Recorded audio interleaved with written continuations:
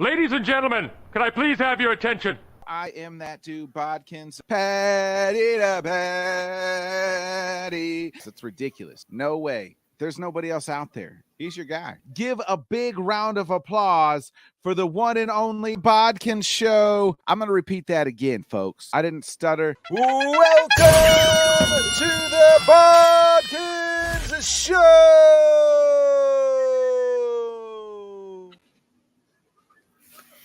Good evening, everybody. Welcome to another great episode of the Bodkin Show. I'm your host, Bodkins, of course. Again, super shout out to my guy, Sweet Baby Ray Hayes, taking home a victory last night in his professional debut. So I wanted to support the big guy. Man, pop the champagne, folks, because we got no more undefeateds. This is why we say any given Sunday can happen. Anything can happen in the National Football League.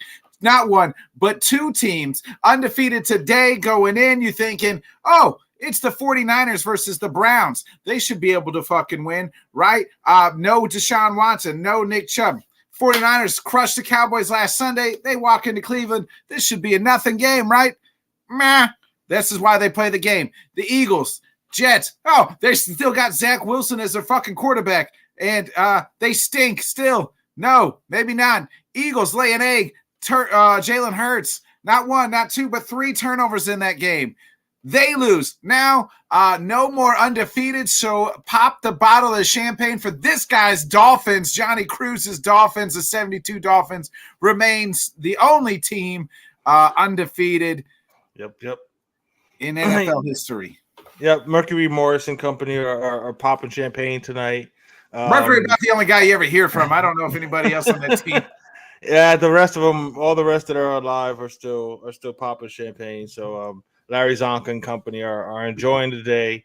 I picked the Jets to cover. I did not expect them to win that game, but Jalen Hurts definitely put his name in the bucket for possible turd of the day, because that was just a horrible performance there.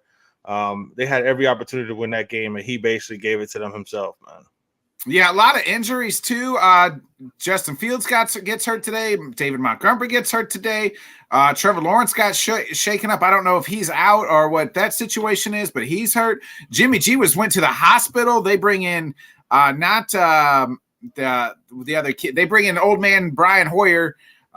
So I mean, the only man older than Brian Hoyer is our guest, our other co-host here, Mr. Hall of Famer Scott Coe.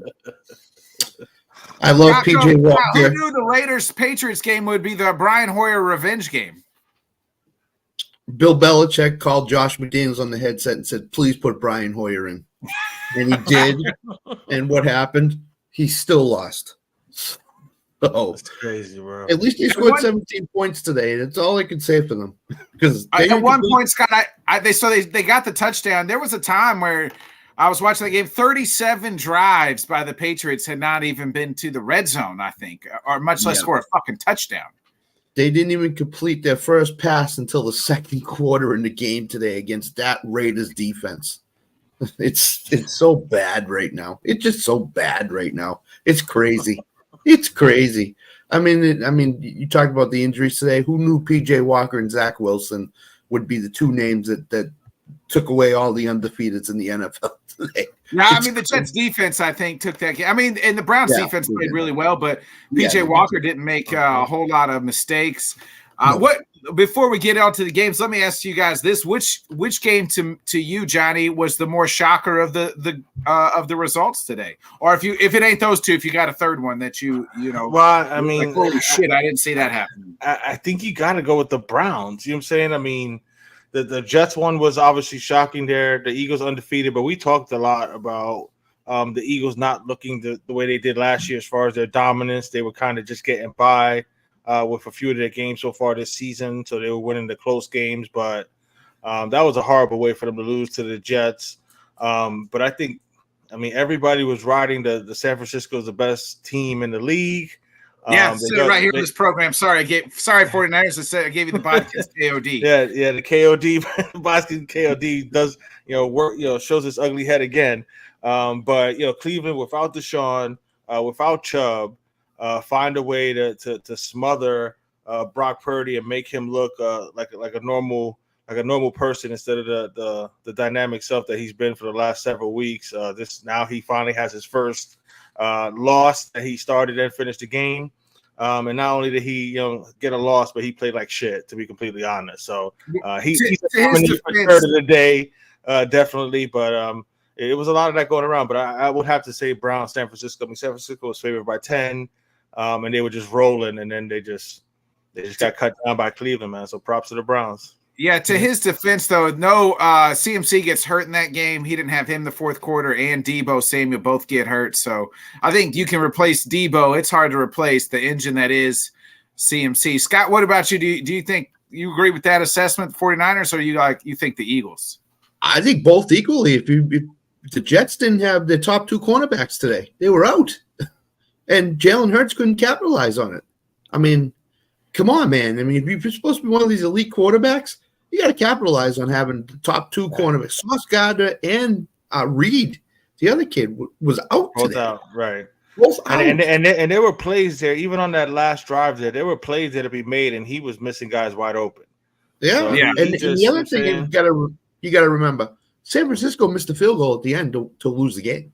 They had a chance to win it. Yeah, they had a chance to win the game. And the field goal kicker, the round 3 draft pick field goal kicker, the all-world field goal kicker, shanked the kick. So San Francisco could have won that game by 1. And to me, it's the Eagles. The Eagles were driving another interception. Their stuff was more self-inflicted. And I know Purdy didn't play great, but Jalen Hurts played awful. And these are 2-year MVP caliber, guys, right? Like two guys were. You said the first quarter of the season, who is the MVP? Candidates. Hurts is probably there. Purdy, CMC. At least the 49ers can say, hey, we should have won that game. We're a fucking missed field goal away from winning that game. Now, the Browns of that game missed 2 or 3 field goals too. So maybe, the score might have been a little different if he makes those and the 49ers got to score a touchdown instead of a field goal. But, man, watching some of these games, I'm watching Atlanta. And what the hell are they doing? They got a chance. They're down 2 scores. They have a chance to cut it to 7. They go for 2 and they don't get it. And then you're down 8. Like, I don't understand some of these coaches on their strategy on 4th down conversions, 2-point conversions. Like, you're getting too fucking cute. It used to be just, hey, let's kick the fucking extra point. We're down 7. When we score, if we score again, we can go for 2 if we choose to win the game or play for overtime. But they didn't even get the opportunity. They couldn't even get it fucking the 2-point. I don't understand going for 2 points. A lot of times you see them 4th and goal. They go for it and they don't get it instead of just taking some fucking points. And this is coaching all across the fucking board. So I know analytics play a part in this shit, but sometimes we got to get back to fucking common sense. What don't you think, Scott? That's exactly what they brought up on the telecast today, that the analytical move was to go for 2 at that point. Screw the analytics. Arthur Smith needs to be fired as that coach. He is awful. Awful. I mean, I would say Desmond Ridder played horrible. Yeah. Taylor Heineke needs to get in there and play quarterback because Desmond Ridder is not the answer for the Falcons. If they expect to win that division, and thank God the Saints lost today for them, and we'll get into that in a little bit, but Atlanta, Taylor Heineke needs to be the starting quarterback for Atlanta. Desmond Ridder is awful. They had 3 drives where they were down 8 and couldn't score. I kept thinking, I was watching that game, and I was like, man, how many chances is Atlanta going to get to tie this game or to win it? Like, it just felt like the whole 4th quarter they had the fucking ball. Like, they would, you know what I mean? And then, like, Ridder would throw a fumble or get a fumble interception, or they'd punt or something stupid, and then the Commanders just couldn't do – like, all you got to do is kick a field goal. You probably win this game, Commanders. Like, you just couldn't fucking do it. Johnny, what's your thoughts there? Yeah, it's talk about disappointing for Atlanta. A golden opportunity to win a game at home, to try to stay in the hunt for the division. I know it's still early and they're still in it, but you got to win these home games. 3 interceptions for Ridder. I mean, everybody lost in that division. The NFC South, everybody lost today. Right. So you had an opportunity to get a win. You're at home. The Commanders are coming off a bad performance just a week ago. And you let them come in your house and basically do whatever they wanted to do. Again, Ridder with those 3 big interceptions. Like, how long are you going to keep riding with this kid? You know what I'm saying? Like you got an opportunity to win this division. Nobody's running away with this division. The Bucks, shit the bed themselves today. Like you mentioned, everybody in the division lost. The Saints with a horrible loss there. So Atlanta had every opportunity, and they completely squandered it. And it just didn't look good at all for Atlanta, man. So they're disappointing. What do you make? What's your option? What's your choice on these coaching decisions? Like sometimes just like, man, just take the points at halftime. You can go for it on 3. It seems like it's across the board in the NFL right now. We were talking about it on our thread, right? The text thread earlier, dealing with it with myself, with Mike McDaniel, where it's just they're trying to outsmart themselves. They want to be the smartest guys on the field or in the room, and it's just sometimes keep it simple, stupid. Just I'm saying, you got an opportunity, run for the damn first down. You're running all over this team. You try to get cute with some made up shit where he laterals it to the guy on the outside on 3rd and 1, and you wind up losing like 4 yards. So it's just. They outsmart themselves sometimes, man. Just, and the whole analytics thing, it doesn't make sense to me either. I understand if you got to go for 2 towards the end of the game, but keep yourself in position where a touchdown and an extra point ties the game. Instead, you go for 2, you don't get it. Now you have to score a touchdown and get the 2-point conversion.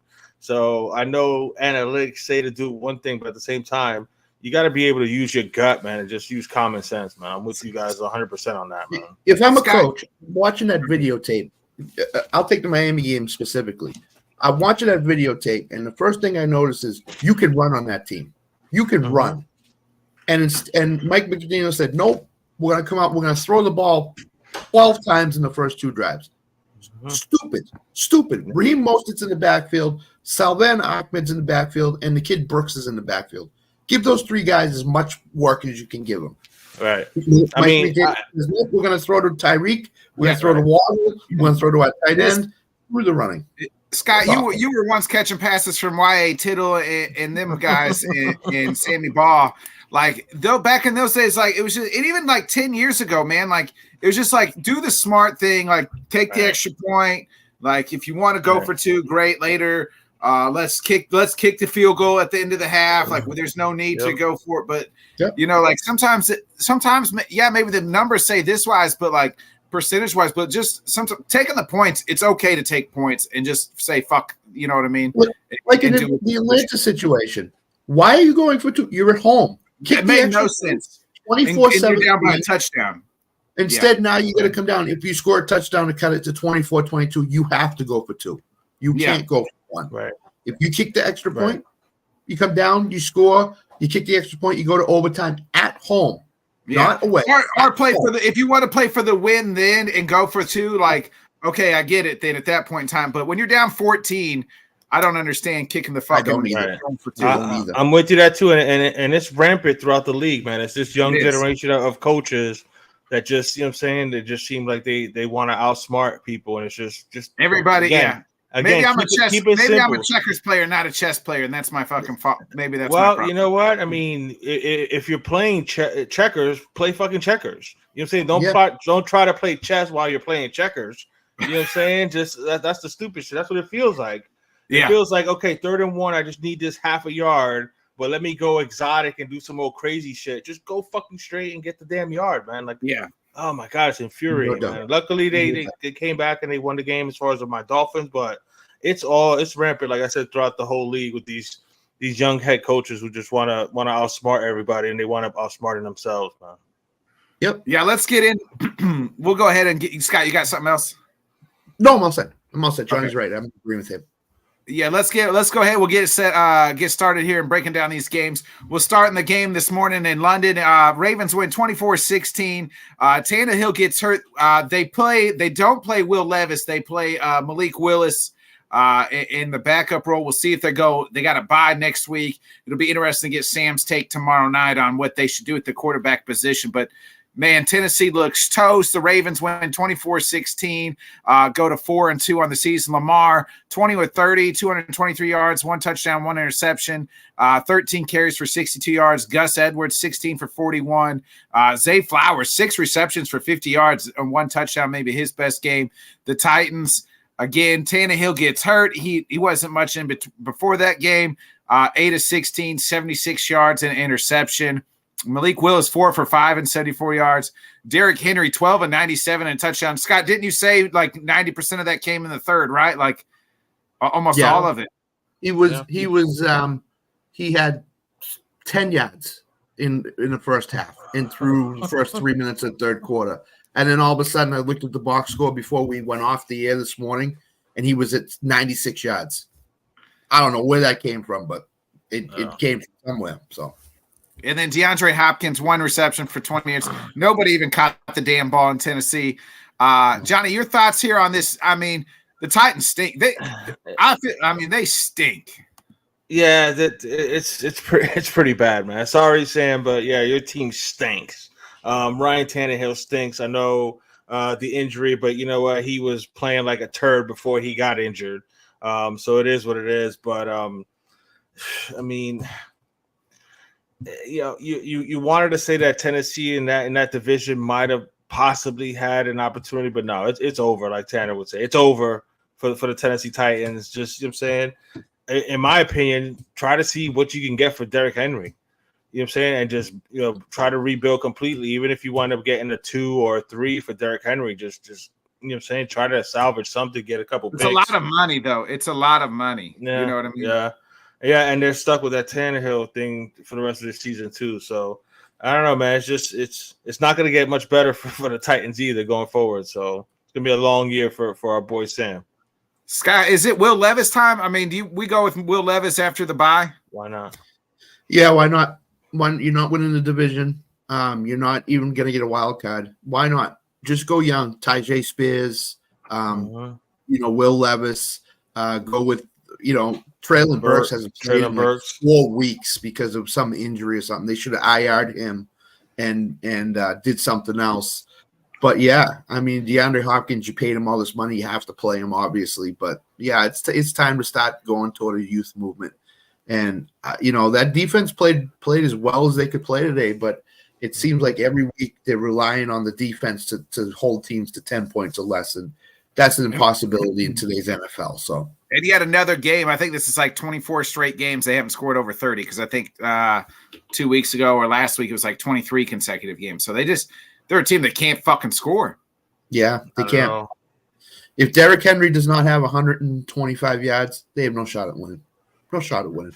Yeah, and I expected, I thought Spears was going to be a little bit more of a factor. You know what I'm saying? I mean, he had the 1 catch for 48 yards, but he had 4 carries for 15 yards. So they didn't even, the game wasn't out of hand to where they didn't have to abandon the run, especially once, Tannehill got hurt. But it seems like they just, I don't know, man. They stink, man, like you said.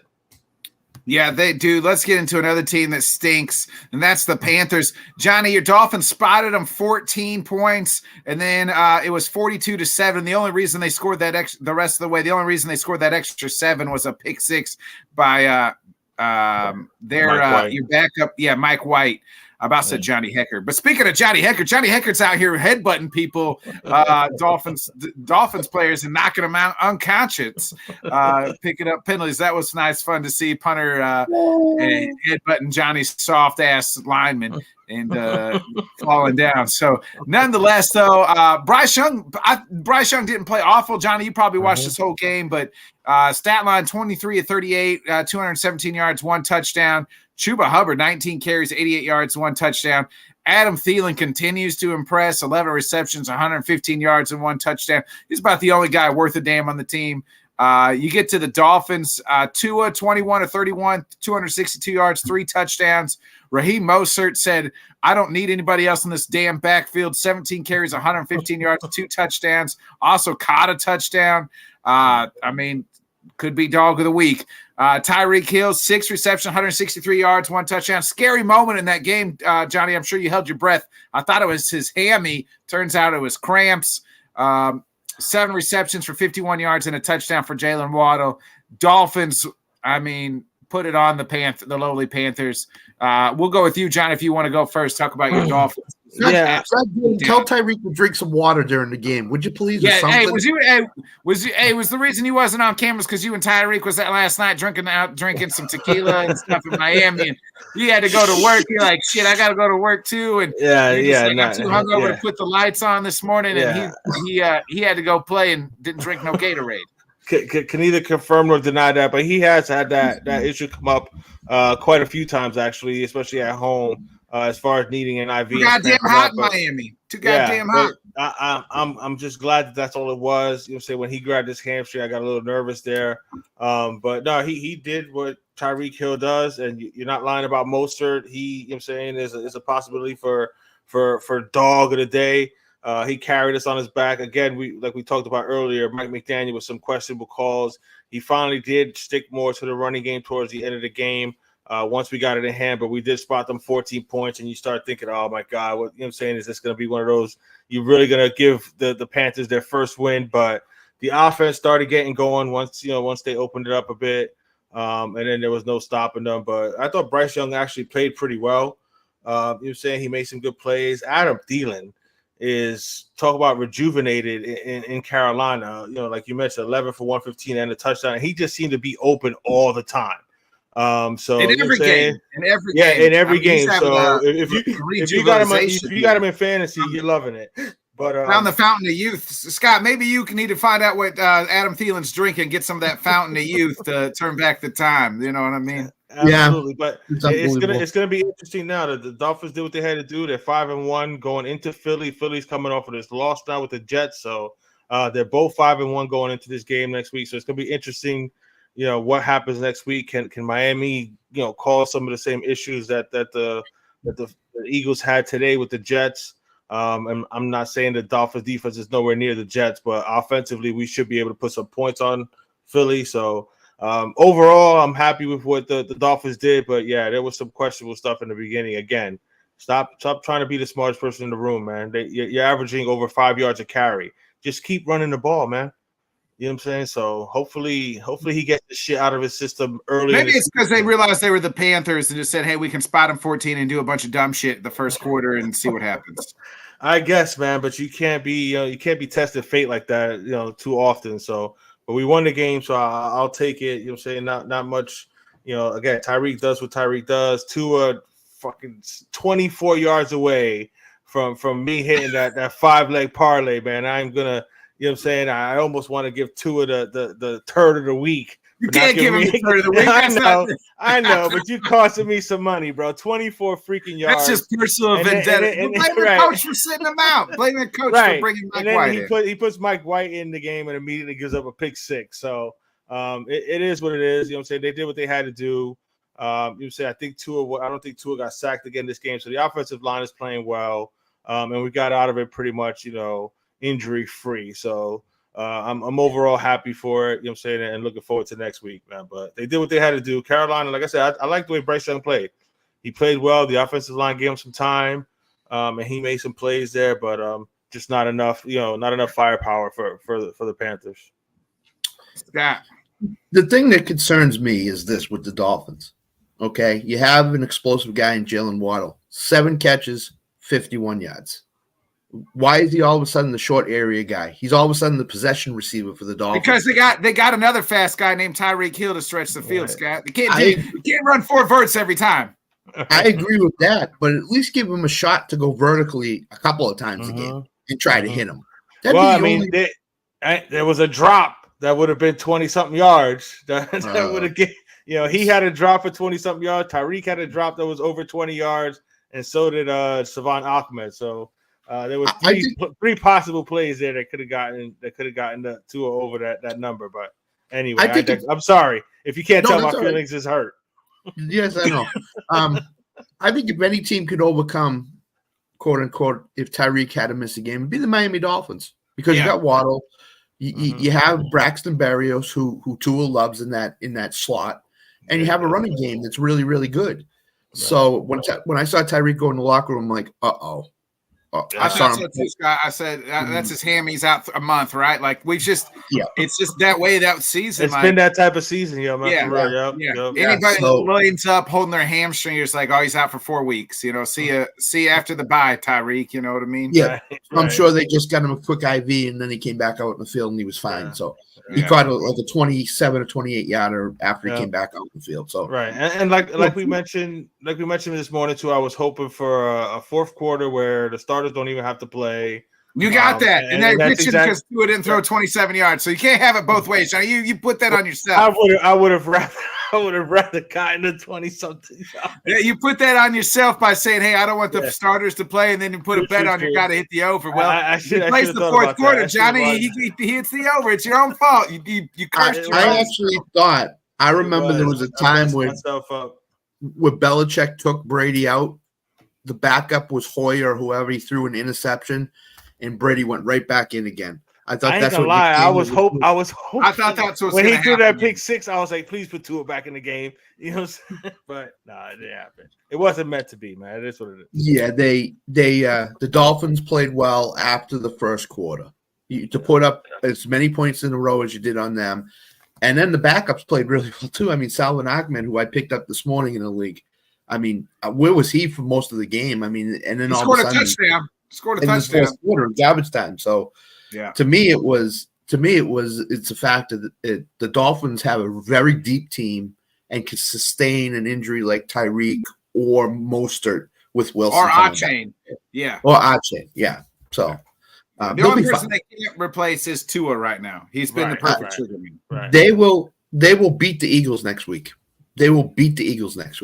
Because I think they will looking a little past the Panthers to the Eagles next week, and then all of a sudden they said, the Panthers are right in front of us. Oh, we got to beat them. They're up 14-0. And then they did what the Dolphins do. So I think that's what happened in the first quarter. Plus, Mike McDaniel thought, I'm going to be the smartest guy in the room. Everybody thinks I'm running. I'm throwing the ball. And then, like I said, it's not like you spread them out and threw a nice, little quick out to Tyreek Hill. You tried some old lateral shit. You're like, again, come on, man.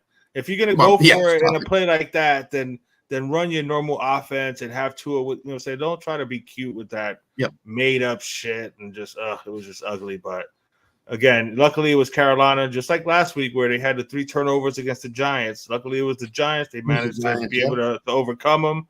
But you can't play like that and expect to beat the Eagles, especially on the road. Exactly. Yeah. Let's get into Houston, and the Eagles coming off a loss. So that game tomorrow next week. It'd be more interesting. Let's get into 2, 3, and 3 teams. The Saints lose to the Texans, 20-13. The Texans, man, they just continue. We continue to pound the Texans over here. On the show, I think we all love what CJ Stroud and the boys are doing. They win 20-13, move to 3-3. Derek Carr, and we said this at the top. The AFC, everybody in the NFC South loses today. Derek Carr, 30-50, 353 yards, 1 touchdown, 1 interception. Alvin Kamara only 19 carries for only 68 yards. The Texas defense shut him down. Olave 7 receptions for 96 yards. The lone touchdown went to Rashidi Smith. Rashidi, 2 receptions for 85. Taysom Hill, 7 for 49. Michael Thomas, 5 for 45. Alvin Kamara, 7 for 36. You get into the Texans here. CJ Stroud, 13-27, 199 yards, 2 touchdowns, 1 interception. Devin Singletary, 12 carries, 58 yards. Damian Pierce, 13 for 34. Nico Collins, 4 for 80. Dalton Schultz, welcome to the season, 4 for 61 and a touchdown.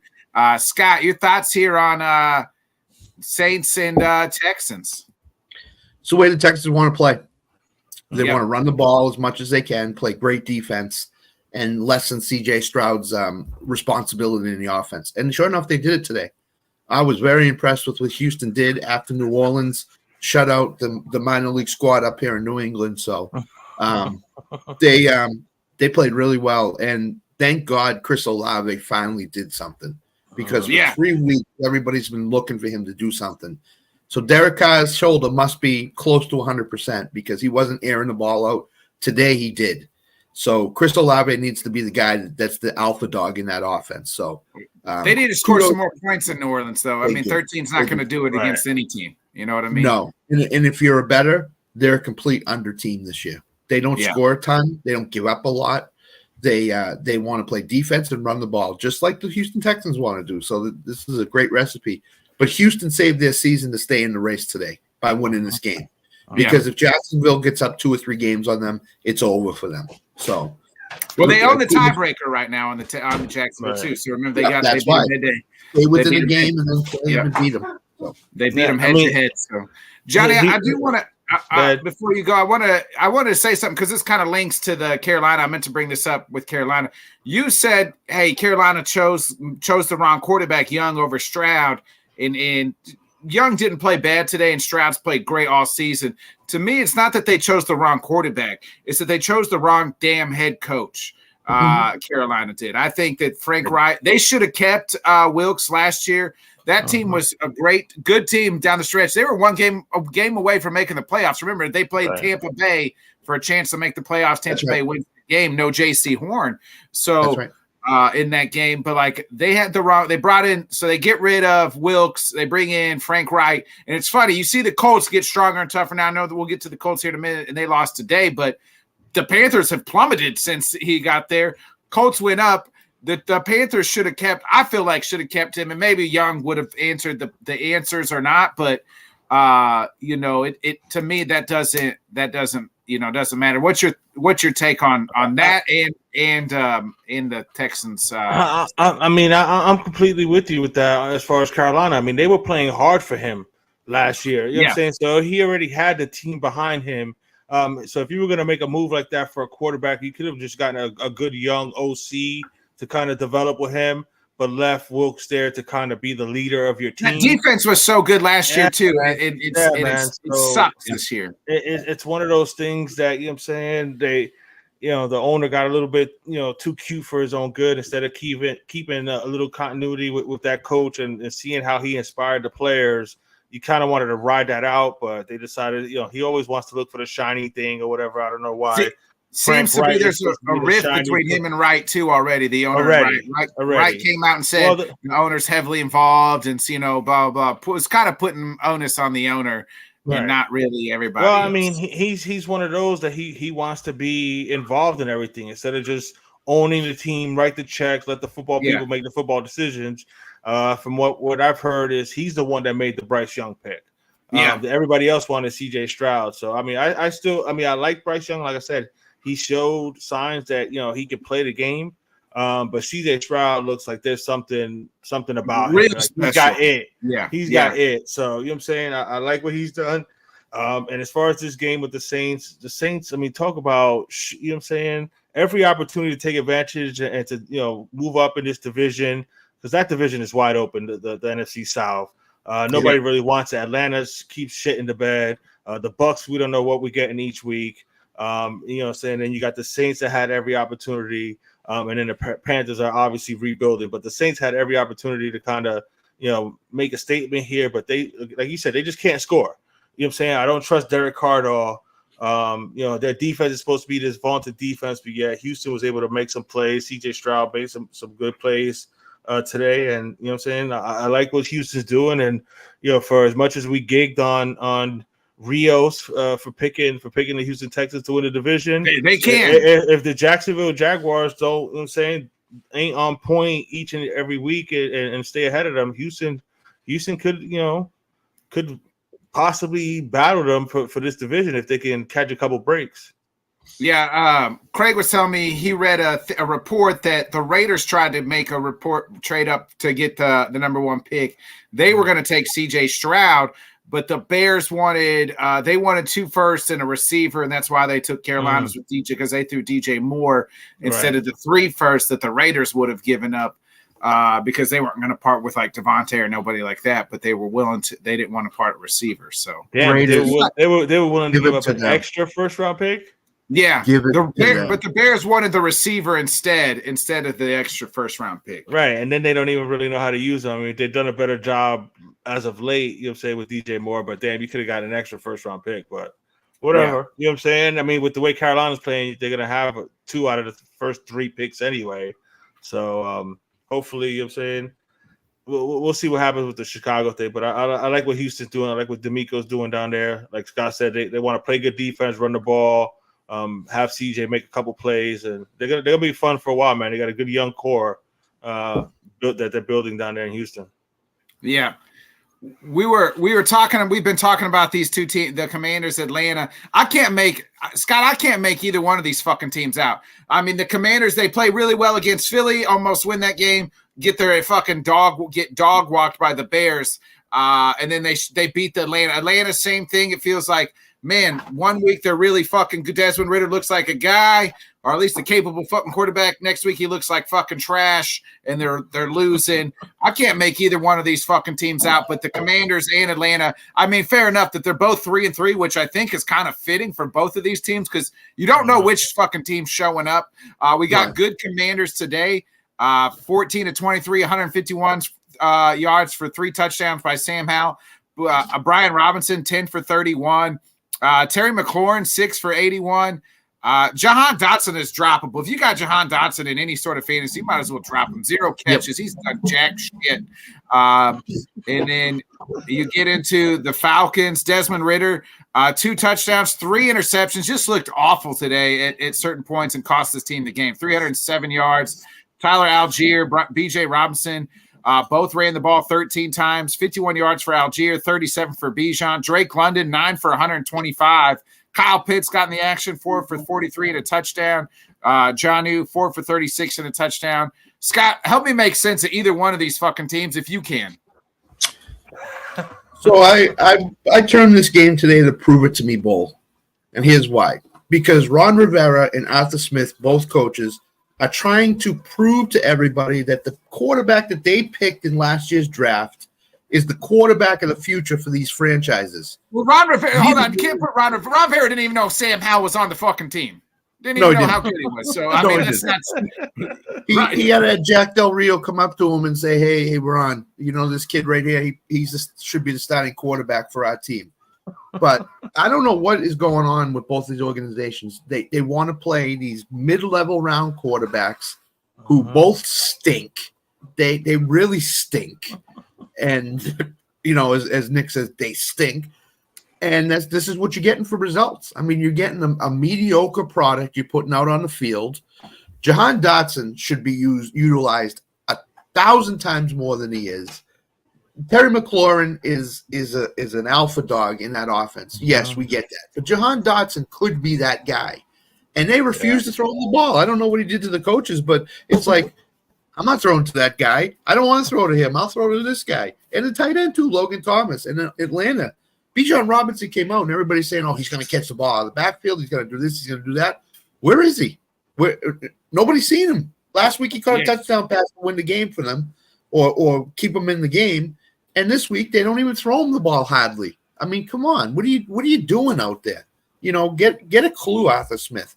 Put Taylor Heineke in. Taylor Heineke will make your offense better than it is now, and stop playing the analytical game. I hate that. I completely hate that when coaches do that. Stop playing the analytical game and go on your feel as a coach on the sideline.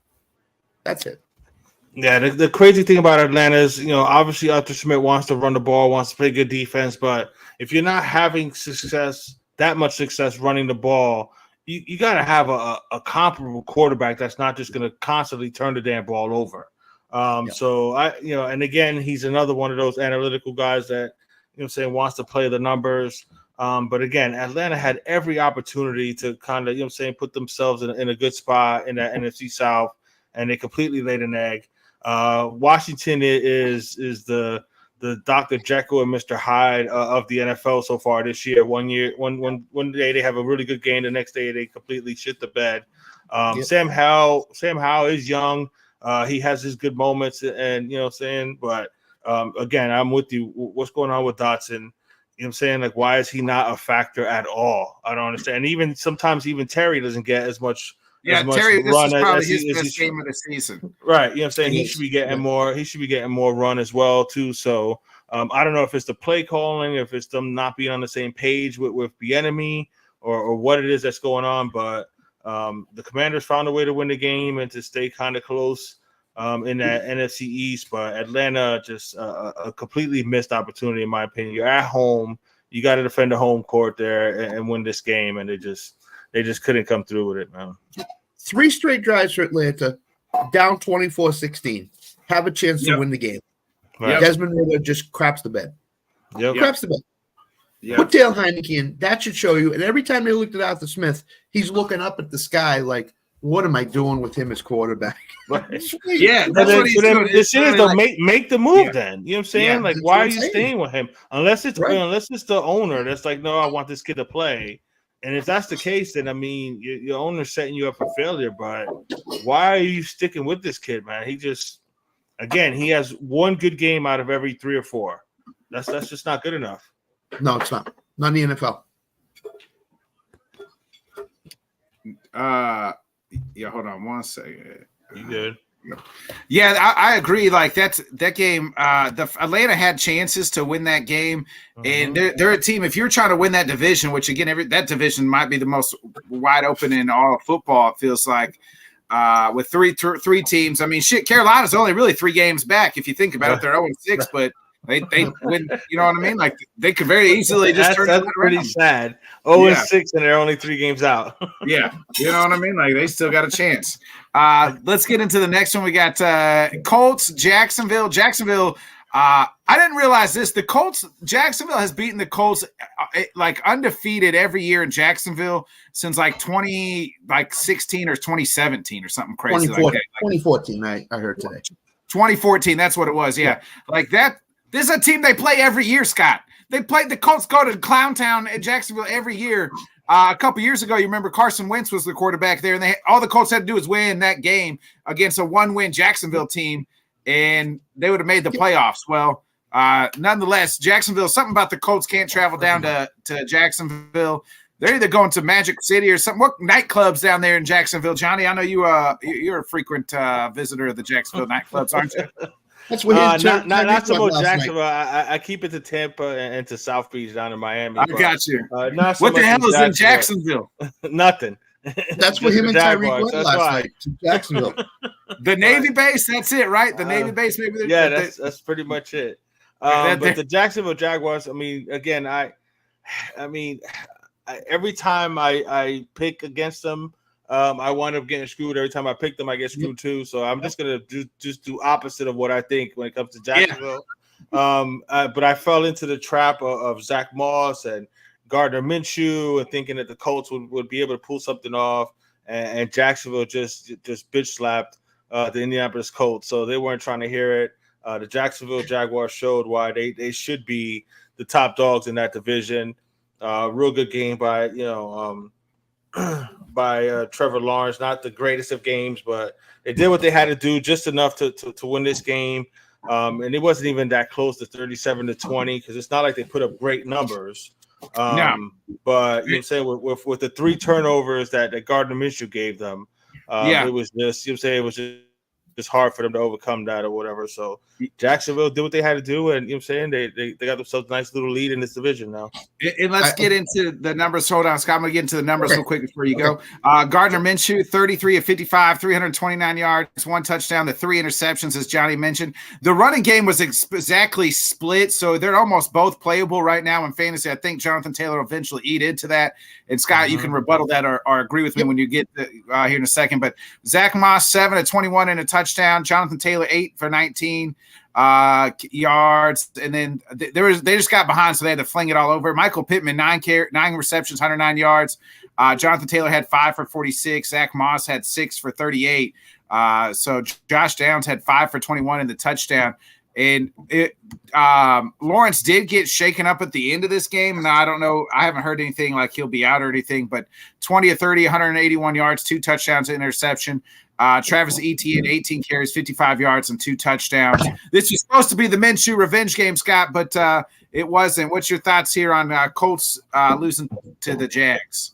First of all, I agree with you with the Jonathan Taylor thing. I think he's going to start taking over now. I think they're on a bye this week. I think after the bye, he's going to be the alpha in the backfield. Number 2, we see why Gardner Minshew is a great backup and not a great starter. Right? Because he for whatever reason, if he's the man and he's going to be the man for the next 4 to 8 weeks. It could be the season too, because Anthony Richardson might have surgery. I think the Colts are gonna start tailing off here. Gardner Minshew as a starter I have no confidence that he can do it. He's moving 329 yards today, but it was a hollow 329 yards, so to speak. And the bad interceptions, just too many. Horrible, man. Backbreakers, bro. They were backbreakers. Yeah. Today was the day the Colts should have beaten the Jaguars because of all the circumstances with Jacksonville and London for 2 straight weeks coming back. The Colts have some momentum, and they just completely crapped the bed today. They just didn't do anything. So I agree. Yeah, I agree. Like Minshew can come be that spot guy. Looks good at, if he can come in the games. But when teams know it's him and can prepare for him, it's a whole different game. Right. Yeah. Agreed. Speaking of somebody who shit the bed, it might be, and this guy could be your dog of your turd of the week, and that's Geno Smith. Seahawks 13-17. 2 or 3 times Geno had some time to tie this game, to win this game for the Seahawks. He throws 2 interceptions. He had some bad sacks late in that game in the red zone on 4th downs. Like, just throw it up to DK on something on 4th down instead of taking a sack, Geno. Right. He goes 21 of 41, 323 yards, 2 interceptions. Kenneth Walker, 19 for 62 and a touchdown. Tyler Lockett, 6 for 94, 4 receptions for 69 yards for DK. It seemed like he was getting frustrated there. The Bengals offense struggles in this one a little bit, not as good as last week. 24-35, 185 yards, 2 touchdowns, 1 pick for Joe Burrow. Joe Mixon, 12 for 38. Jamar Chase, 6 for 80. He was always fucking open again today, just not the 3 touchdowns. Tyler Boyd, 7 for 38 and a touchdown. Scott, who would have thought that the Bengals defense and the Chiefs defense would be carrying them to victories this early in the season, as highly touted as these offenses are? But the Bengals defense is really the reason they're 500. Yeah, I mean the Bengals defense woke up today, but I think you look at the quarterback and you say, I think Geno Smith is regressing as a quarterback. I don't think he's improving at all. So I would suggest that the Seahawks draft a quarterback in next year's draft, because Geno's not the answer for them. He just isn't. You have 2 great wide receivers on the outside. You have a rookie wide receiver that can be great, and Geno Smith is not the quarterback. The rookie wide receiver hasn't even shown up yet. And Tyler Lockett was stuck on 58 yards for most of 2 quarters. Geno Smith couldn't find the ball, couldn't get him the ball. So he was getting sacked, but some of those were bad sacks. Like, Johnny, on 4th down, you got 4th down. Like, you don't take a sack. Throw it up. Throw it up. What happens? You got to throw it up. I mean, that's the one thing you can't do is take a sack there. You know what I'm saying? You gave your team no chance at all. Twice chances. Right, and it looks like Cincinnati was trying to give up that game. Like, Cincinnati did nothing special in this game. You know what I'm saying? You mentioned the stats there. 24, Joe Burrow, 185 yards, 2 touchdowns. Joe Mixon couldn't do. It was pretty much 3 turnovers in the red zone for the Seahawks. Geno threw an interception and then 2 turnovers on downs in the 4th quarter. Like, those are all. That's if you kick field goals, like we just said. 9 points, you win the game. It's 9 points, you win the fucking game. Right. Like I said, Cincinnati did nothing special to win this game. They did not. And they just lucked into a victory because Geno Smith, again, remember that he's Geno Smith and played like ass today. So it's disappointing for Seattle. They're still 3-2. San Francisco lost, so they're just a game back now somehow. But Seattle's just not looking very good. So if Geno doesn't get it turned around and play better going down the stretch here, then Seattle's going to wind up with a pretty bad season and probably. I think they'll still be. I think their playoff team can still make the playoffs because they're going to be a one and done. Yeah, when it's one and done. Yeah, when they play a good team, and that's when they struggle. And kudos to the Bengals defense. I say they're 3-3 because their defense. Because that Rams game on Monday night a couple weeks ago, when they won that game, that was led by their defense. Like, their offense had the one great game against Arizona. But really, their defense, like this young defense, is been improving and is playing well and has carried them to 500, if you ask me. And like, it's weird to say that about them and the Chiefs, about 2 high-powered offenses with 2 quarterbacks who are getting paid a shit ton of money. We know Burrow's got the calf issue still a little bit, but it's the defenses here that are carrying these teams to 500 for the Bengals, and the Chiefs do have the only loss. But everybody that says Joe Mixon's not washed, look at today. He's done. He's done as a premier running back in the NFL. He's not that top notch running back anymore. But I mean, when are they going to go to that Chase Brown kid that they drafted? I had him on some fantasy teams. And they should. Maybe they should go to him. It'll probably be soon, but you know what I'm saying? I mean, the Bengals are doing what they had to do these last couple of weeks. Last week, the offense came to play. Joe Burrow was great. Chase with those ridiculous numbers that he put up last week. And then, like you mentioned, this week it was the defense that made just enough plays for them to win because the offense wasn't very effective today for Cincinnati. But Seattle was just that much worse, and Cincinnati comes away with a much-needed win. Yeah, let's get into the next one. Vikings get their second win of the season, moved to 2-4. They beat the Bears 19-13, which was just a sloppy ass game. Justin Fields goes down in this game. Broke his thumb or sprained thumb, I believe, is what Rap Sheet report. I'm going to double check that tweet that he sent out. I can't remember what exactly he said, but I know X-rays came back negative on Fields. So now I can't find. Oh, there it is. There's the tweet. Let's see. The Jets are 1-12. Defeat the Eagles for the first time. So there's Bears. Justin Fields suffered a dislocated thumb on his right hand. Sources say X-rays were negative. We'll have an MRI Monday to determine the additional damage. So there's that for Fields. So Kirk Cousins went 21-31, only 181 yards passing, 1 touchdown. Alexander Madison 18 carries for 44 yards. TJ Hawkinson 6 for 50. Jordan Addison did have 3 for 28 and 1 touchdown. Remember, no Justin Jefferson in this game. The Bears, it might be Tyson Bagnet time or Bagnet time if Fields is done for a long period of time. He had 10 of 14, 83 yards and an interception. Also fumbled the football for a touch. They went back for a touchdown. Fields was 6 of 10 for 58 yards and a touchdown. Deontay Foreman, 15 carries, 65 yards. DJ Moore, 5 for 51. A lot of that was in garbage time. Johnny, we'll start with you. Any thoughts on this Bears-Vikings game? I mean, it's a shame the injury to Justin Fields. I mean, he had been playing very well the last couple of weeks, so it's unfortunate that he got hurt there. Because they had every opportunity to win this game. Minnesota is just. I mean, I understand you lost Justin Jefferson, but I mean, the offense just looked like complete ass, you know what I'm saying, for most of the day today, to be quite honest. You know what I'm saying? They look like a 2-win team or a 1-win team. Yes, absolutely. They look like a very horrible team that didn't have their superstar, and they just didn't know what to do, to make up for it at all. 21 of 31 for 181 yards. And again, Madison 18 carries, but for only 2.4 yard an average. That's just horrible right there. And they were lucky that they were playing the Bears, who are just as bad. And then, of course, with the Fields injury, it's a shame because, like I said, he had been playing well the last couple of weeks. So it sucks that injuries is just, you know what I'm saying, that's been the main thing of this season so far, man. It sucks. Yeah, Scott, any thoughts here? Let me ask you this, Scott, before you go, too. If let's just say, and Johnny can add in afterwards too. If Fields is done, let's just say they realize he's got a broken hand or something, and they're like, "Hey, we're shut down." If you're the Bears, do you draft a quarterback? Or if say Fields can't play the rest of the game, are you like, "Hey, we're taking a quarterback in this draft"?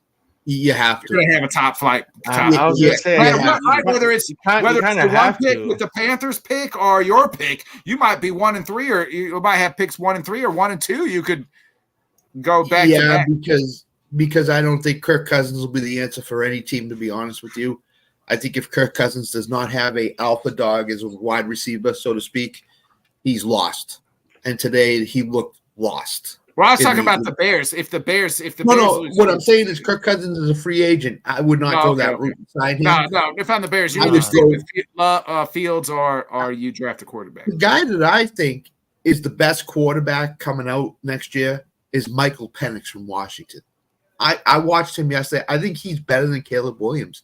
I just think Caleb Williams is going to have trouble in the NFL. He's older So, than and I know people will reject that notion, but take a look at what he did last night against a good defense. In the Pac-12, you don't play good defenses. You play. They don't have defenses. They don't have defenses. Right. You go and play Notre Dame and you throw 3 picks, and you don't look like a good quarterback. So to me, I think Michael Penix Jr. might win the Heisman Trophy this year. Might. It's possible. Washington's undefeated right now. So I mean, if he keeps playing like that, I'm with you on that one. I mean, as far as the draft positioning and who you have to. I mean, Caleb Williams has just been getting too much hype for Penix to suddenly jump over him. But I mean, but this is John. This is the Bears.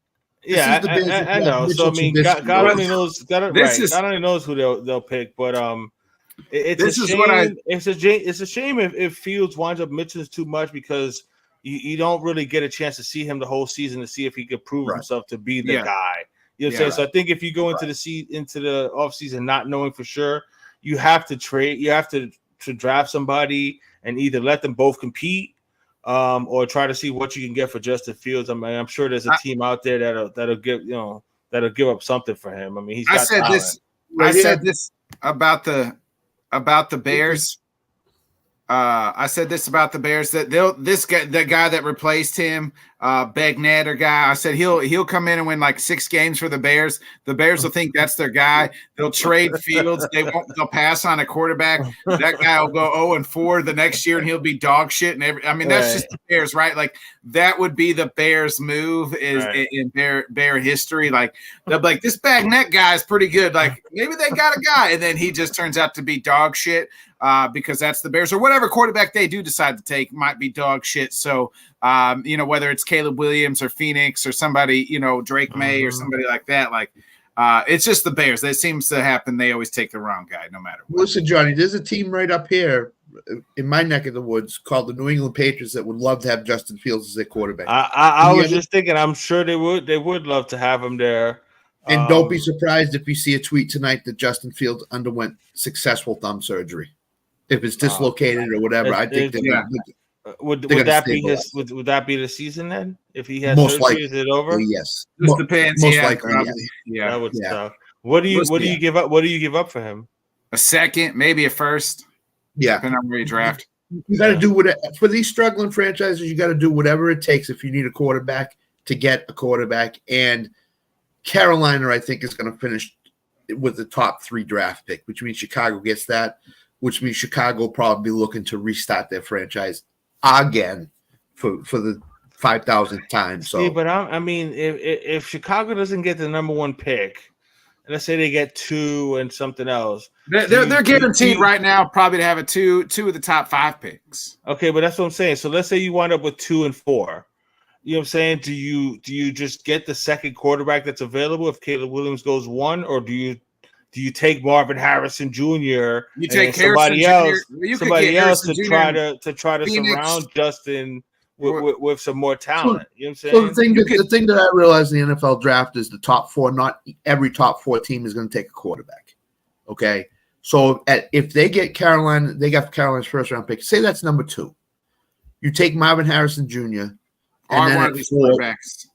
Or one of these quarterbacks, and then at 4 you either take a stud defensive player, or if Marvin Harrison Jr. falls, you take him at 4.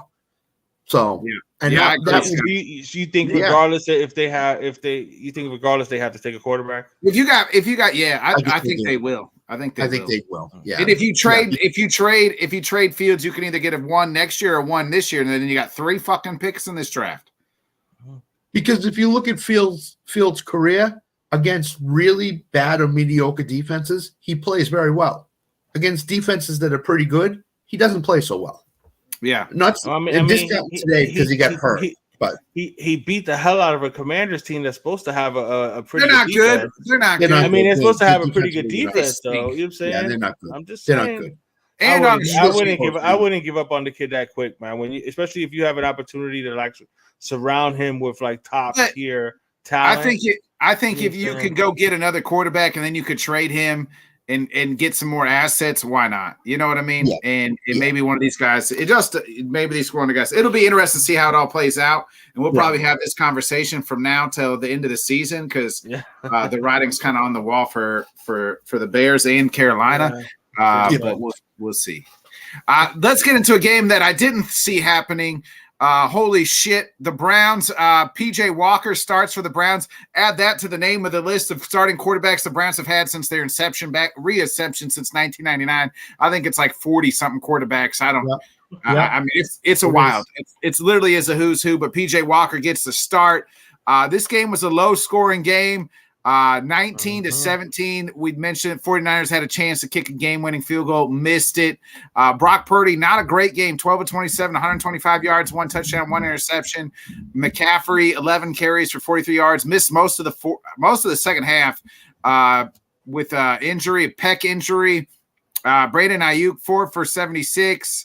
Debo had 0 catches. He also got hurt in that game.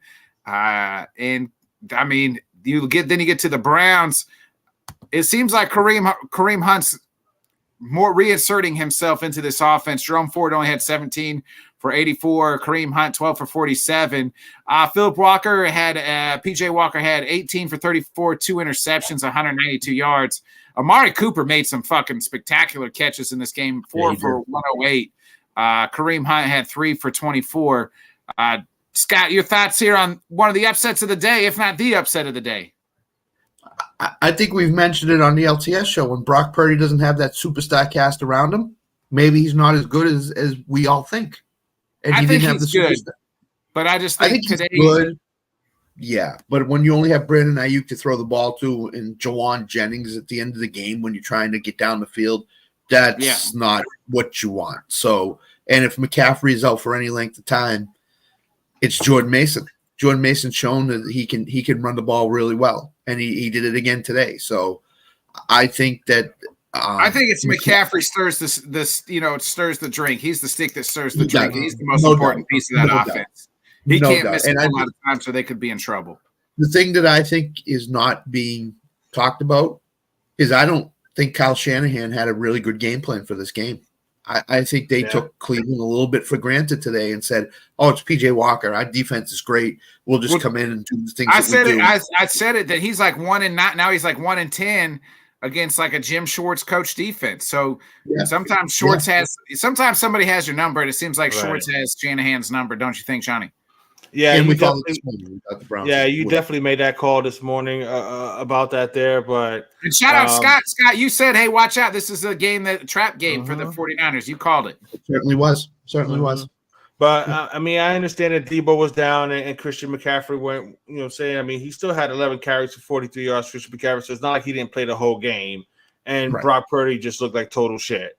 You know what I'm saying? So for as much as people wanted to praise him, and yet he was – he does look like he's going to be a good player, but this whole putting him up there with Patrick Mahomes and is he the next Brady and let's pump the brakes with that shit there. He's a good player. He makes good plays, but you can see here that obviously he could be rattled. And he played obviously his worst game, 12 of 27, 125, a touchdown and a big pick. So he did not play well at all. Yeah. So you can't just because one receiver is out they still got a good squad there. And he did not play well enough for them to win the game. And you wind up losing to a team that, doesn't have their starting quarterback, doesn't have their starting running back. And you still find a way to lose that game. So that was just a horrible performance. And I agree with you there. I don't think Kyle called his best game plan for this Cleveland Browns team right here, and it showed, and they got beat, man. Any given Sunday. Yeah, any given Sunday, exactly right. Let's get into the next ones. We got into the later games here. The Scott's Patriots, finally find the end zone, score their highest in like 4 weeks, 17, but they gave up 21. The Patriots now fall to 1-5. Raiders are 3-3. Mac Jones, 24, 33, 200 yards, 1 interception. Ramondre, 10 carries, 46 yards, 1 touchdown. Zeke had 7 for 34 and 1 touchdown. Kendrick Bourne had 10 of 89. You get to the Raiders. I mentioned Jimmy G went to the hospital in this game. 14 of 22, 161 yards, 1 touchdown, 1 interception before he left. Brian Hoyer comes in. He goes 6 for 10, 102 yards. Josh Jacobs, 25 carries, 77 yards. Michael Mayer, 5 for 75. Jacoby Myers, 5 for 61. Maybe this was the Jacoby Myers revenge game. He had 5 for 61 and a touchdown. Devontae only had 2 receptions for 29 yards. Scott, how bad is it in New England? And I mean, we talked about Bill being gone last week, but Jesus, it's getting hot in the kitchen here for somebody. I don't know who, but maybe everybody. Zeke was the best player in the Patriots today, and that's bad to say. He had a 79-yard reception touchdown brought back for a holding call today. He's the best player in the field. He's better than Ramondre. He was better than any receiver that they – although Kendrick Bourne had 10 catches for 89 yards, so he played really well too. But, yeah, Zeke's the best player in the field, and you just signed him, what, a week before the season started? Yeah, a week before the season started. There's a lot of problems. Mac Jones didn't complete his first pass till the second quarter.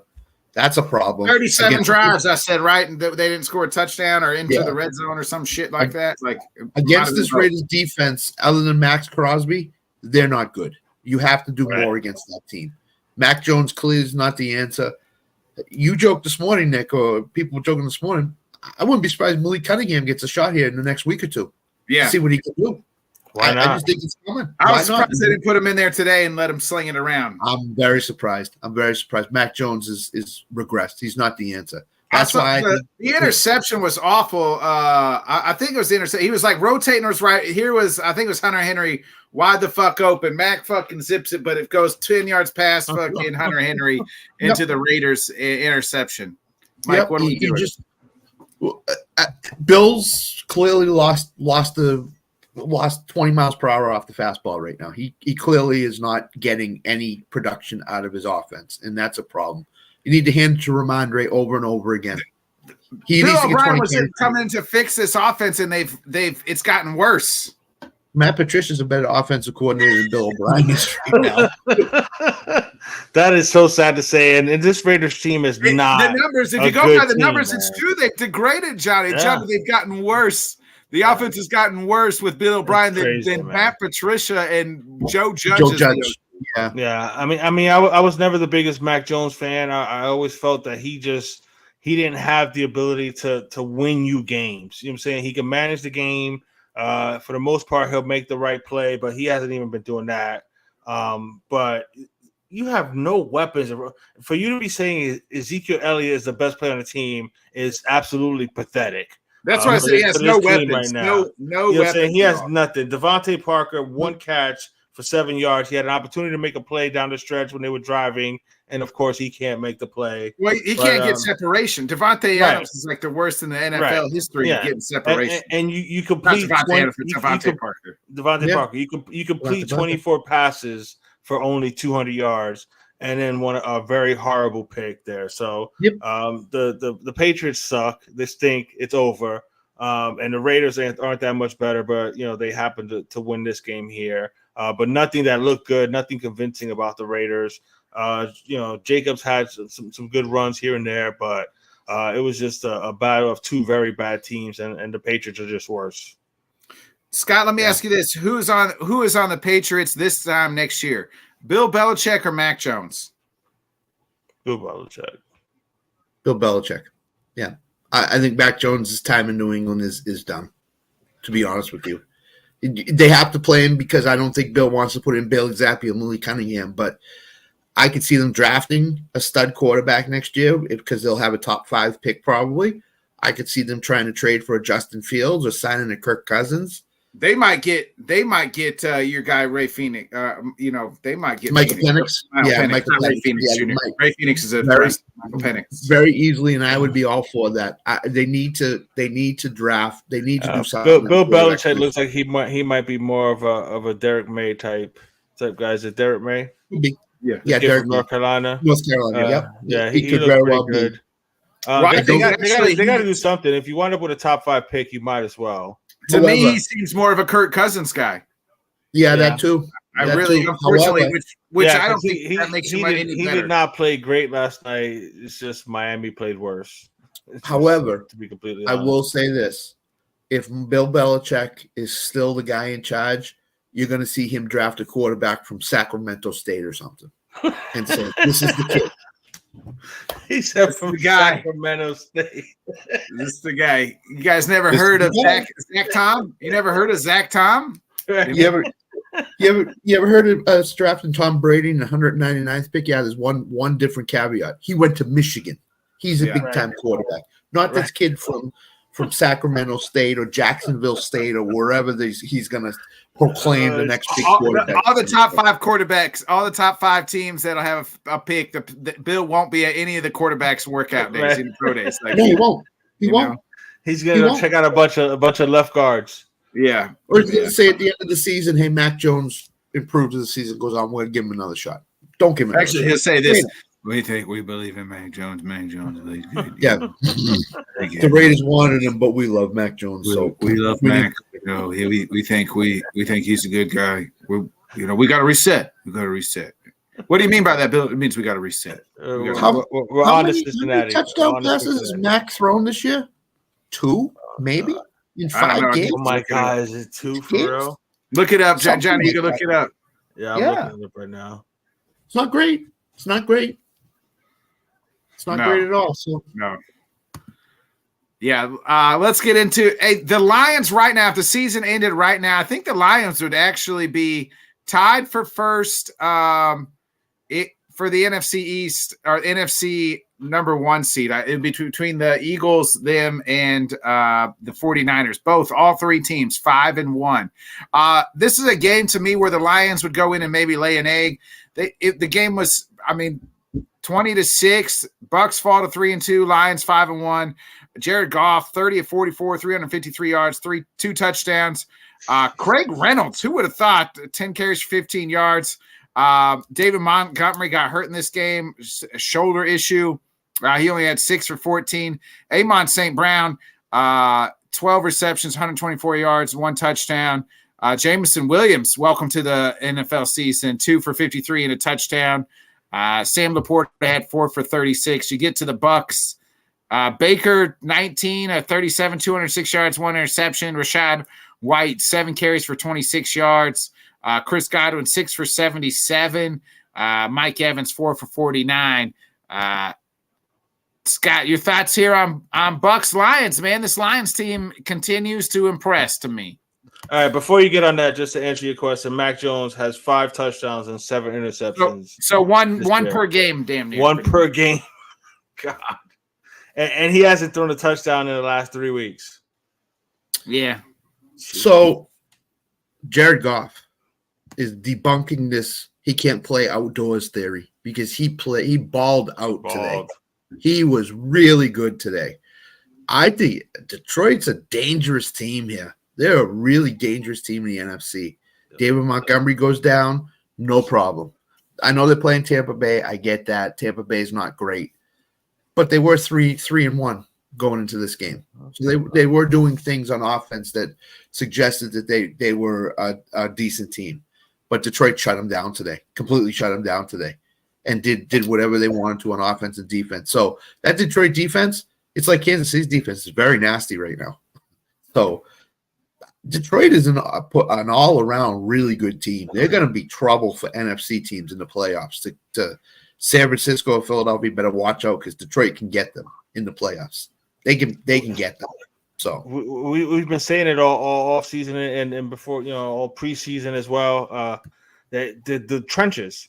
You know what I'm saying? They have one of the best offensive lines. They have one of the best defensive line. Hutchinson looks like he's gonna be a player. They've drafted very, very well these last few years. Excuse me. And Jared Goff is doing what they're asking him to do. He's balling out. He's a nominee for Dog of the Week with the way he played. You know what I'm saying? And this, again, you mentioned it. The Bucks were 3-1, coming off of a bye.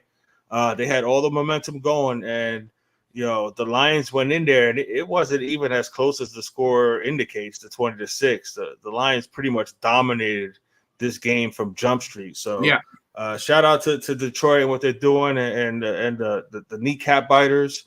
Dan Campbell is got that team motivated. Like I said, they drafted well, and they do very well in the trenches, man. And again, you mentioned Jameson Williams is back, so you got him. You got the stud in Amon-Ra St. Brown. You know what I'm saying? He's another dog candidate.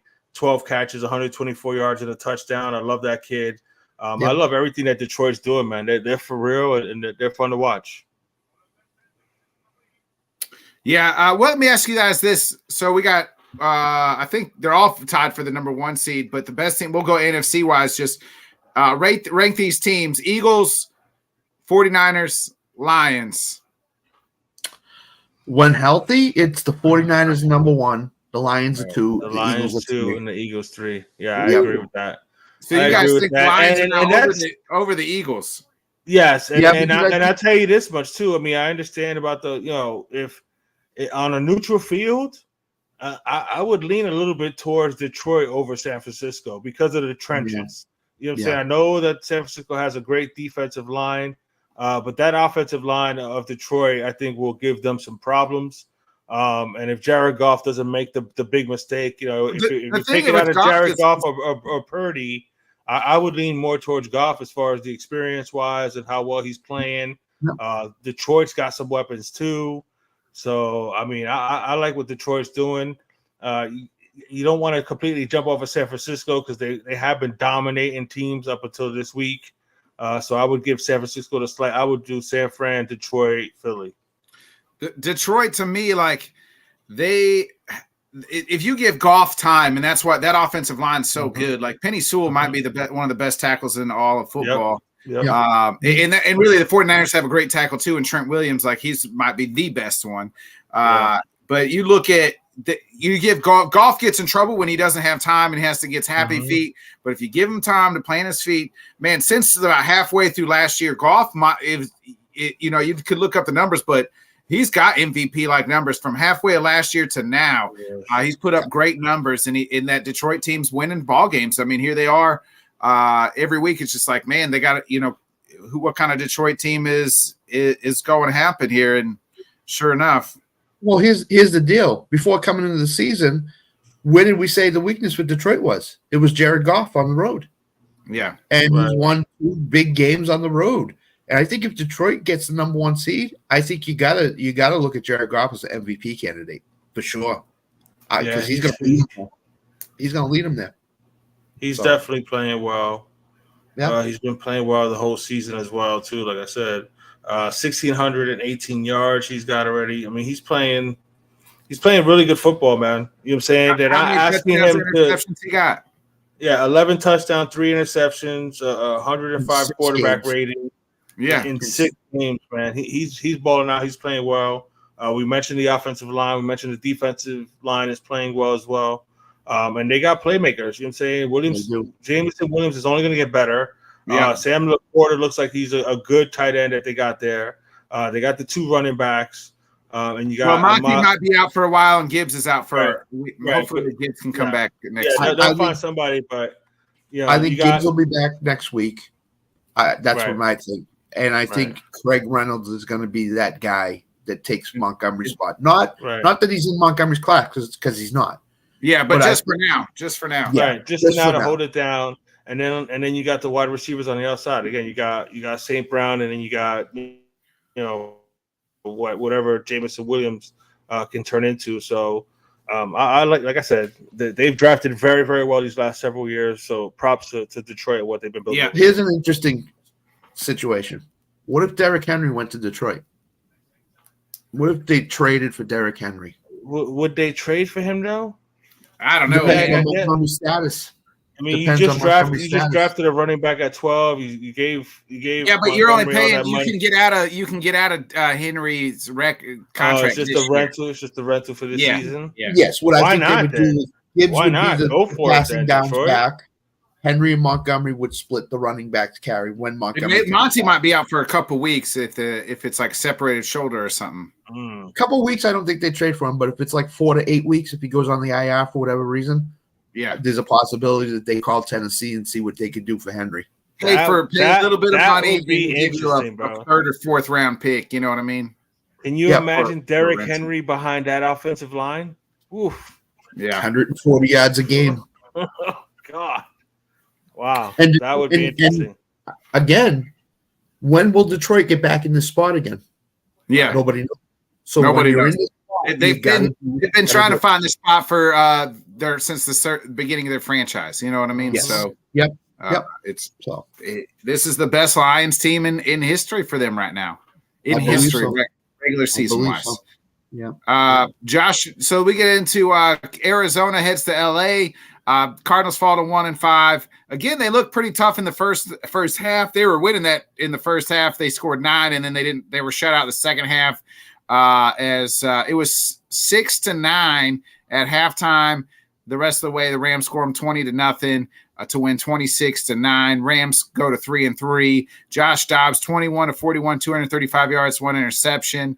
He had 10 carries. Keontae Ingram 10 carries for 40 yards. And there's no real Rondell Moore had 4 receptions. Marquise Brown had 4 receptions. Not a whole lot in the reception aisle for them. The Rams, Stafford throws 15 for 24 yards, 226 yards, 1 touchdown. Kyron Williams, 20 carries, 158 yards, and 1 touchdown. Cooper Kupp, 7 for 148 and 1 touchdown. So neither, Scott, thoughts on Cardinals Rams here is the Cardinals kind of do what they always do. Play really close for at least a half, and then talent takes over. So I had said on my show, and I don't know if Johnny remembers this or not, but when I mentioned Cooper Kupp, I said he owns the Cardinals. Again, 7 catches, 148 yards, and a touchdown. He owns the Cardinals. They don't stop him. They can't find a way to stop him. Stafford's been playing really good quarterback. I think if Kupp, when the first 2 games back, said 118 and 148 yards receiving, that's his boy. That's his boy. Yeah. That's who he leans on, relies on the most.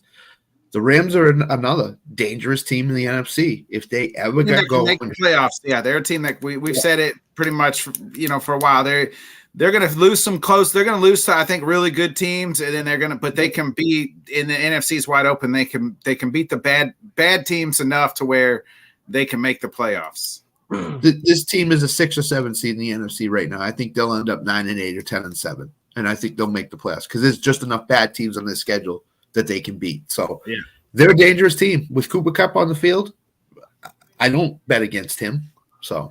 Yeah, I'm completely with you on that. And they'll be a tough out too if they make it to the playoffs again with the experience that they have with Stafford, Kupp.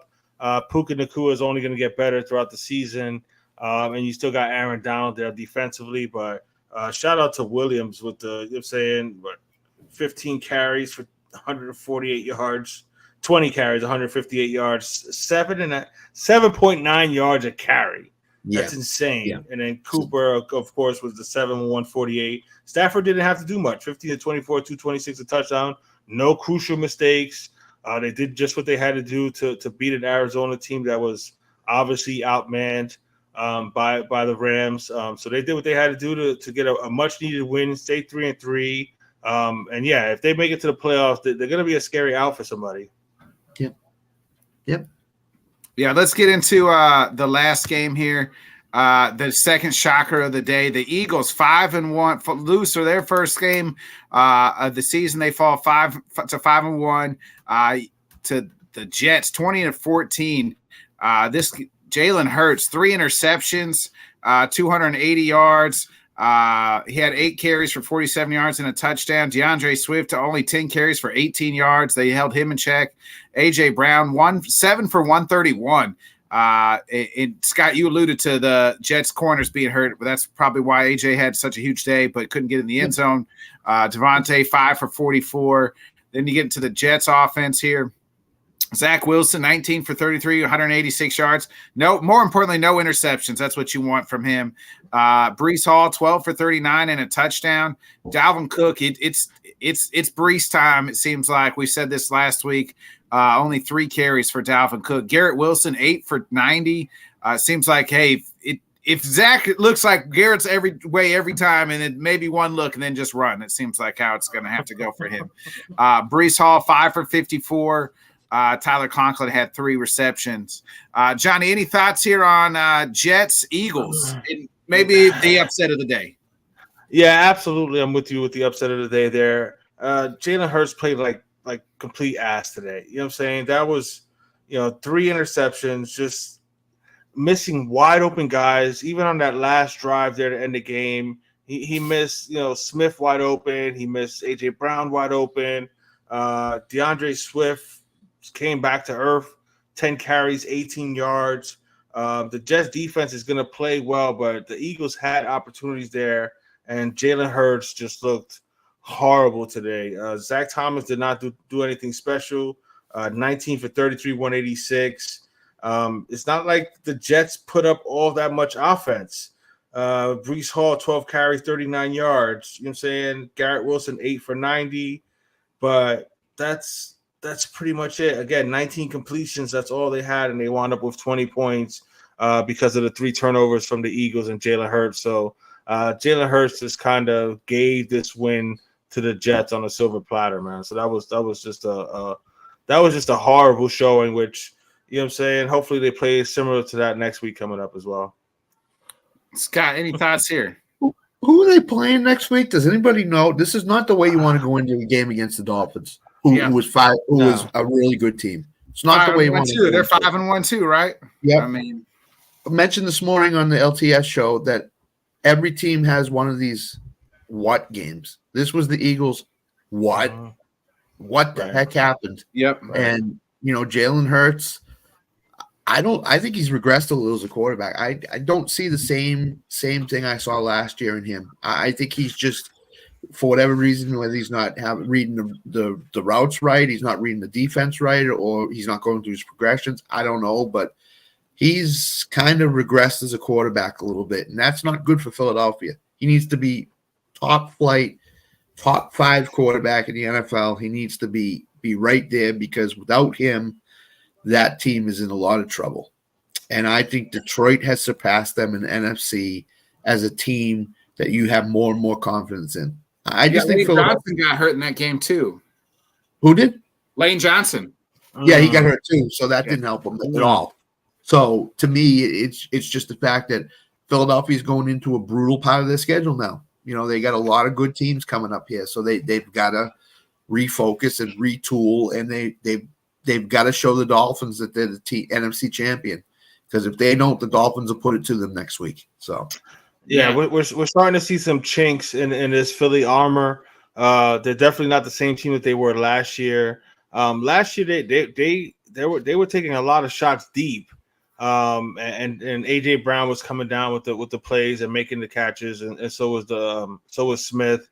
Jalen Hurts does look a little bit off. We talked about how they were just kind of getting by with these. They were finding ways to win games, but they were nowhere near as dominant as they were last year.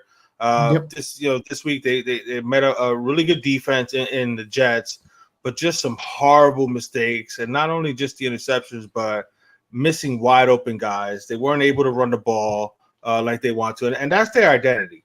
They're a run first team, play action, run, make plays off of the running game, but you got to be able to run the ball.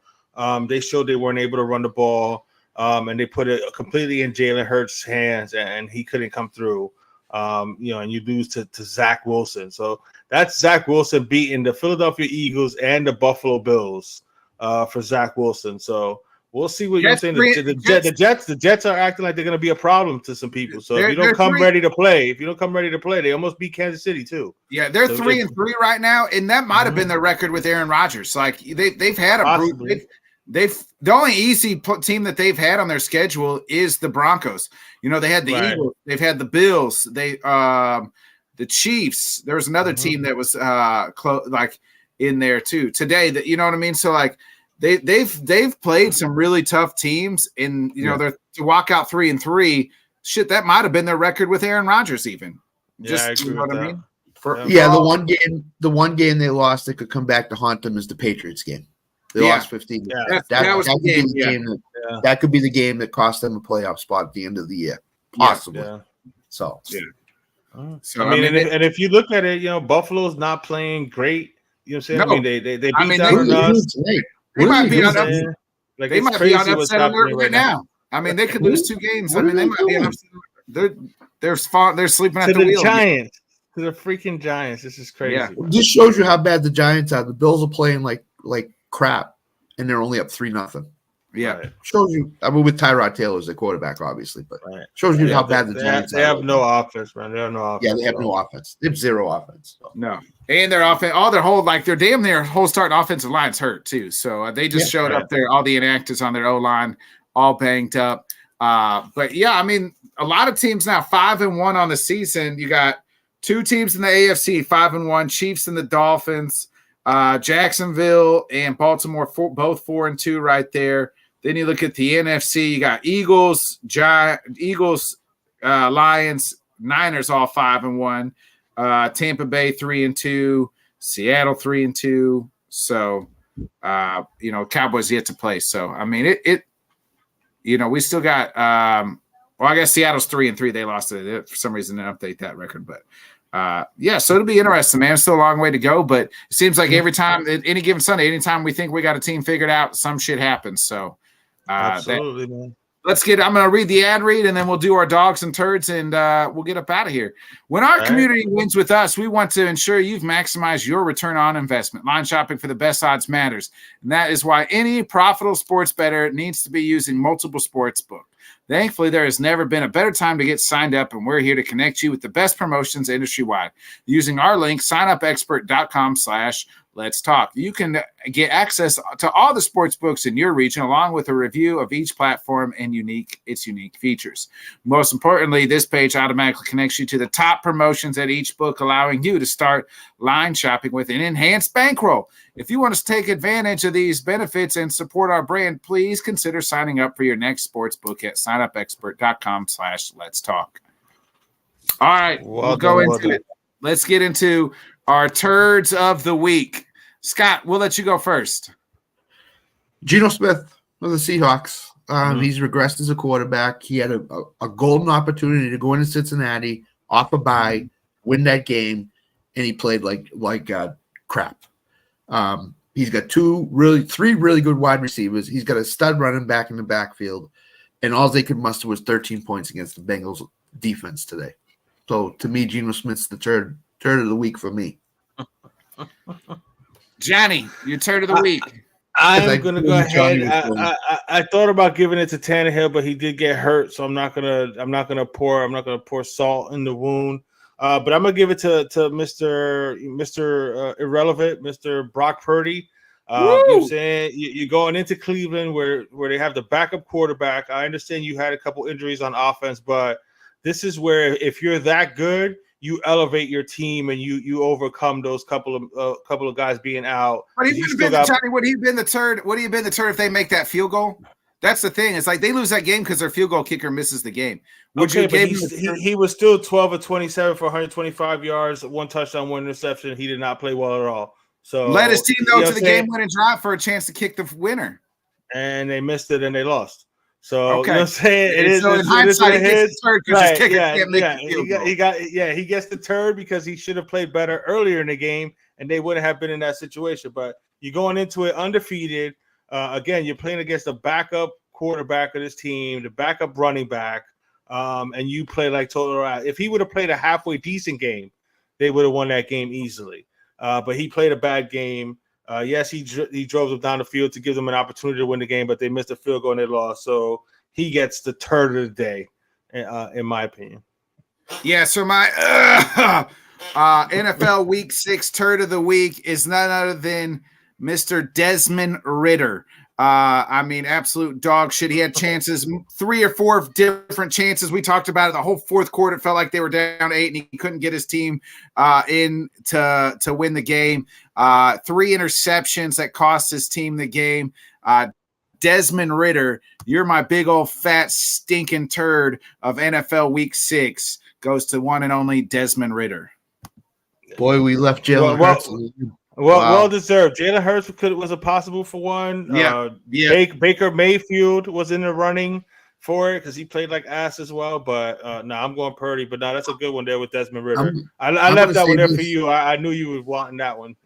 I'm going to say this: if the Bills lose tonight, they may be the ultimate turd of the week to the Giants. Yeah, you can give it to the whole fucking team too. Yep. Alan said it. Alan said it. The Bills right now currently down 6-0 to the Giants. Scott, who's your dog of the week? It's Jared Goff. 353 yards, 2 touchdowns. He's running that offense perfectly the way Dan Campbell wants him to run it. And next week, if David Montgomery is out, they're going to ask Jared Goff to carry that team and carry it to a win. And I feel really confident that he can do it. The narrative of him not being an outdoor quarterback on the road, that's over. He played well today. That's over. Detroit is for real this year. I would not be surprised if they're in the NFC Championship game this year. So Jared Goff's my dog of the week. I'm right in the same game. I'm even in the same team as you right there. Jared Goff was on my list of possible dogs of the week, but I'm going to give it to Amon-Ra St. Brown. 12 catches, 124 yards, and a touchdown. He always seems to come through when they need a big third down catch or something like that. He is a stud. He's been a stud since he got in this league. I've always been a fan of Amon-Ra St. Brown. I'm pissed off Tanner jumped over me to grab him in our draft this season, but I love that kid.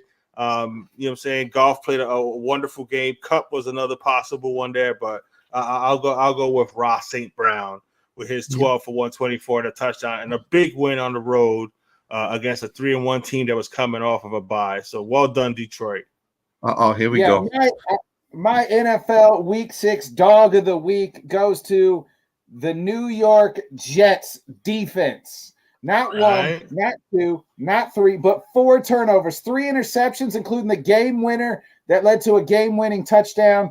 And then they also recovered a fumble. They held that Eagles defense to 14. When you know your deep offense can't fucking score, you got to say, hey, we got to hold teams to 17 or less.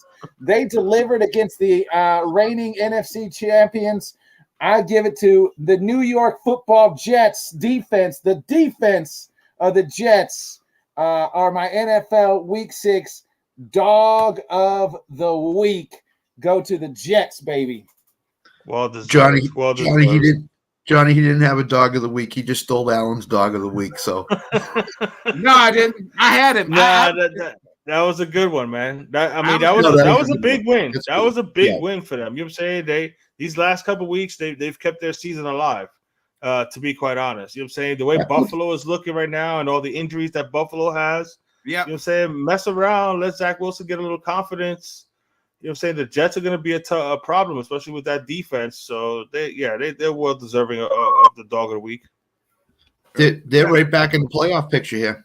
That one today, square in the middle. So you're at 500. You're at 500. Zach seems to be playing comparable to, I got on to fucking your boy Alex this morning. He said, I forget the word he used, outstanding or some shit. I said, whoa.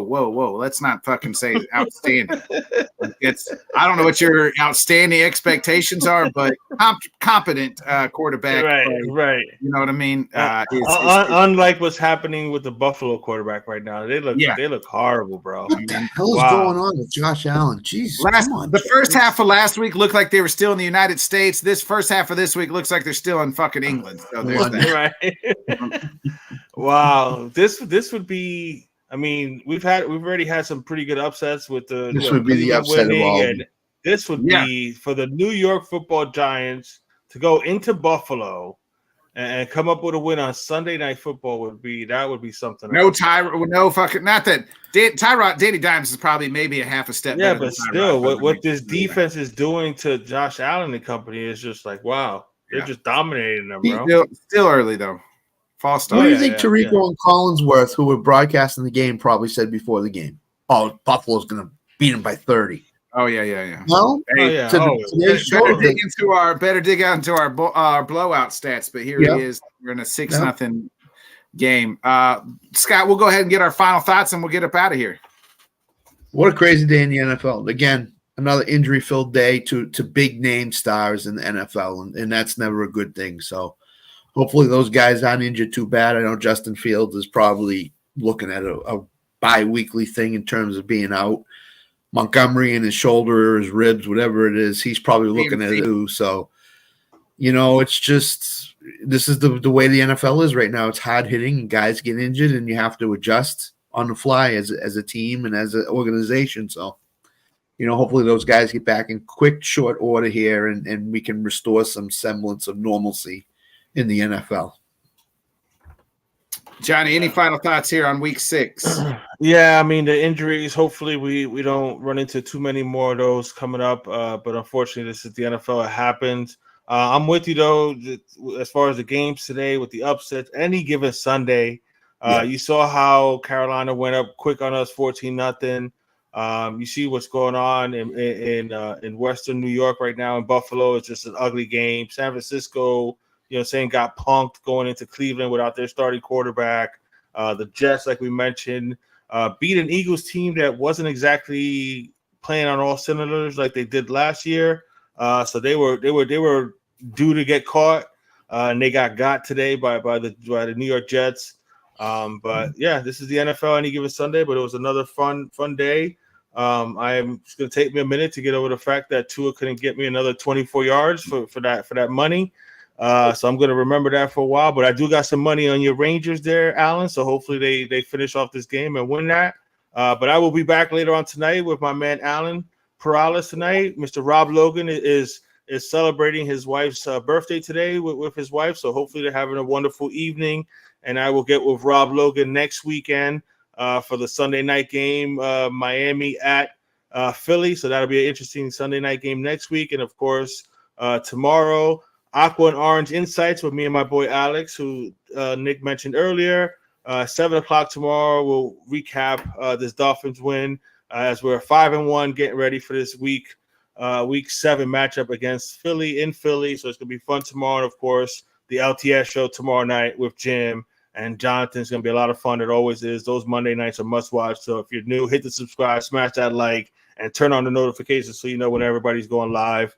But another great show. Josh Allen with got the fellas. hurt. Josh Allen's in the medical Oh, team. man, did he? Yeah. Yo.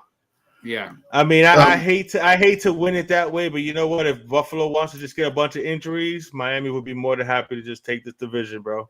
By the way, Alan, tonight is not Texas Rangers talk.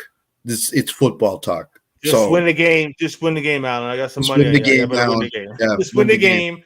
But we are talking football tonight, Alan. We are not going to be talking about your Rangers unless we'll talk Rangers tomorrow night with Jonathan. Yes, we will talk about tomorrow night. I can't wait to talk about the Atlanta Braves tomorrow with Jonathan Grisham. And I also got some money on you. I also got some money on your Dallas Cowboys tomorrow, Alan. Josh Allen's back better win in that game. Josh back Allen, back in the game. Yeah, we'll have some fun. Alan and I will have some fun talking about this pathetic ass crappy game that we're watching right now. You might be able to go live in like 5 minutes. That's the way this game is going. Hey, the way they're acting, you know what I'm saying? Yeah. Bill's got it. It's going to be interesting, but yeah, looking forward to it, man. Always fun. Yeah, it's always a pleasure joining, being with you guys here on Sunday nights with these recap shows, and one of my favorites. Yep. Prophecy missed the show, this previous show. He did message me, said he just zapped out and forgot about it. We do plan, he put it on his calendar, do plan to go tomorrow night, 5:30 Eastern, 4:30 Central. So hopefully, please check that out with rapper and TikTok star Prophecy joining me. So we're going to try to give it one more go. So hopefully that. Again, shout out to my guy, Ray Sweet Baby Hayes, winning his professional MMA debut last night. First round KO. Shout out to all the guys at Parabellum down here, local MMA gym. They had a couple guys fighting, and they swept the floor with them. So shout out. This is another great week. We'll be back tomorrow night again, too, 8 o'clock Central, and then 9 o'clock Eastern for the LTS show. Little wrestling talk with Jim and some hockey and college football. We'll talk a little bit all that. We could talk some more shit to Jonathan about his Saints losing. Yes, Jonathan had the worst weekend in all of sports. Braves stink. I don't know if LSU even played yesterday, but who cares? Is he going to show up? Is he going to show up tomorrow? Yeah, Braves lost, and man. So we'll talk all things. Baseball, all things sports tomorrow night on the Let's Talk Sports show. This has been another great episode of the Bodkin Show. For Johnny, Scott, myself. Be a friend, tell a friend, folks. Like, subscribe, share. I'm going to hit that outro, and we'll get out of here. See y'all.